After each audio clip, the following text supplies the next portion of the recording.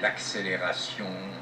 des moyens physiques de communication et des moyens intellectuels de communication, enfin, fait que nous avons tendance à devenir de plus en plus des consommateurs, et des consommateurs boulimiques des richesses qui nous entourent, qu'il s'agisse des richesses concrètes de l'univers et que nous détruisons en les consommant, ou des richesses intellectuelles que nous absorbons avec une intensité, une rapidité beaucoup plus grande que nous ne parvenons à les renouveler. Enfin, il nous faut toujours un musée imaginaire, et le fait que l'expression soit née de notre temps est significatif, qu'il nous faille à chaque seconde avoir à notre disposition tout le capital intellectuel que l'humanité s'est trouvée avoir produit dans toute son étendue depuis son origine, et que ça nous suffise à peine pour nos besoins, me semble inquiétant pour un avenir qui, enfin, dans la perspective où je me place, exigerait bien davantage cet équilibre entre, disons, la communication et la non-communication, qui a été le caractère des grandes époques créatrices. Nous nous posons constamment le problème d'établir de meilleures communications entre les hommes, peut-être aussi une certaine surdité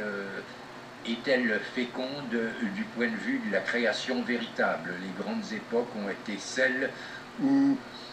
les hommes communiquaient suffisamment pour pouvoir se féconder réciproquement, et où en même temps la communication se trouvait freinée et ralentie de manière assez substantielle pour qu'ils puissent tirer pleinement profit des avantages de la communication proprement dite. Enfin, un monde où, disons, des Descartes, des Leibniz pouvaient communiquer entre eux, bien sûr,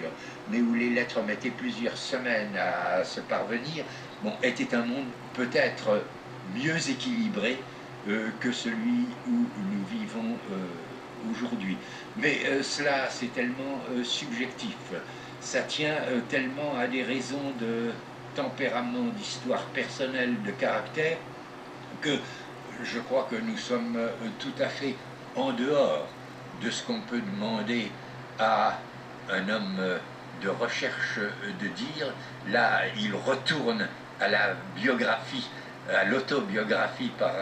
laquelle nous avions commencé, et il s'écarte tout à fait des raisonnements plus solides